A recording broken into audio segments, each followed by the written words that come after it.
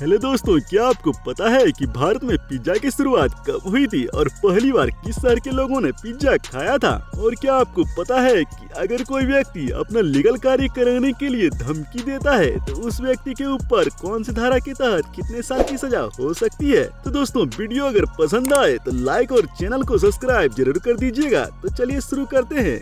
Number 1, Norway भले ही एक छोटा सा देश है, लेकिन फिर भी इसकी गिनती सबसे अमीर देशों में होती है।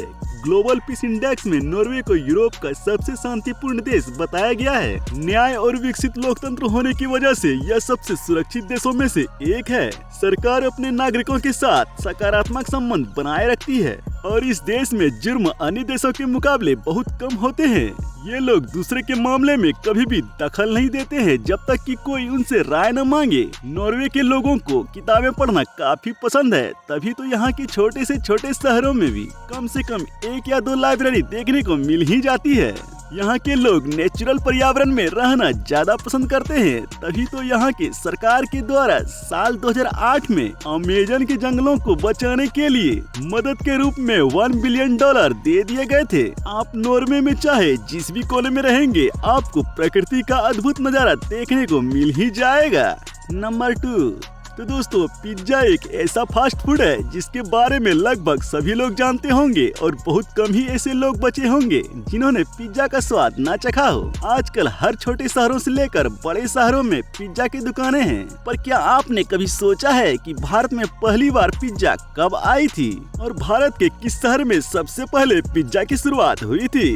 तो दोस्तों, दरअसल पिज्जा का सफर यूनान, इटली, अमेरिका आदि देशों से होते हुए साल 18 जून 1996 में भारत पहुंचा। और पिज्जा हट ही वह कंपनी है जिसने पहली बार भारतीय लोगों को पिज्जा का स्वाद से रूबरू कराया था। और इस कंपनी ने भारत में अपना पहला दुकान बेंगलुरु शहर में खोला था। नंबर 3, आपको क्या लगता है वकीलों के द्वारा पहने जाने वाले काले कोट कोई फैशन का हिस्सा है या फिर इसके पीछे कोई ऐतिहासिक वजह है? तो दोस्तों, दरअसल बात यह है कि साल 1694 में ब्रिटेन की महारानी क्वीन मैरी की चेचक से मृत्यु हो गई थी, जिसके बाद उनके पति राजा विलियम्स ने सभी न्यायाधीशों और वकीलों को सार्वजनिक रूप से शौक मनाने के लिए काले कोट पहनकर या फिर काले गाउन पहनकर इकट्ठा होने का आदेश दे दिया था। और फिर बाद में अधिनियम 1961 के तहत भारत की अदालतों में भी काले कोट पहनकर आना अनिवार्य कर दिया गया था। नंबर 4, अक्सर जब भी हम लोग किसी मूवी को देखते हैं तो उसमें से ऐसा सीन हमें देखने को कई बार मिलते हैं कि विलन किसी को धमकी देता है और कुछ काम करने को कहता है कि अगर ये काम नहीं किया तो हम उसे छोड़ेंगे नहीं। ऐसी धमकी अगर कोई रियल लाइफ में दे तो फिर क्या होगा? तो दोस्तों, अगर कोई व्यक्ति किसी संपत्ति को नुकसान पहुंचाने की धमकी देकर या फिर गंभीर चोट पहुंचाने की धमकी देकर उस व्यक्ति को मजबूर करता है और उसके पास कोई लीगल कार्य करवाता है, तो उस व्यक्ति के ऊपर धारा 327 के तहत दोषी पाए जाने पर 10 साल तक की सजा और जुर्माना हो सकती है।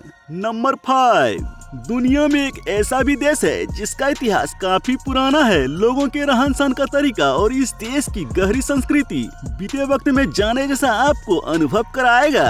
तो दोस्तों, हम बात कर रहे हैं इथियोपिया देश का। यहाँ का वक्त भी अपनी पुराने रीति रिवाज के कारण पीछे ही चलता है। मतलब जहां पूरे दुनिया में इस समय 2022 चल रहा है, तो वहीं इथियोपिया देश में 2015 चल रहा है, क्योंकि यहाँ के कैलेंडर दुनिया से 7 साल 3 महीने पीछे चलता है। इस देश में एक साल 12 महीने का नहीं बल्कि 13 महीने का होता है और साल में आखिरी के 13वें महीने में 5 या फिर 6 दिन ही होते हैं। जहाँ पूरी दुनिया नए साल का उत्सव 1 जनवरी को मनाती है, तो वहीं एकमात्र इथियोपिया देश नए साल का उत्सव 11 सितंबर को मनाती है। तो दोस्तों, फिर मिलेंगे एक नए फैक्ट वीडियो के साथ। तब तक के लिए धन्यवाद।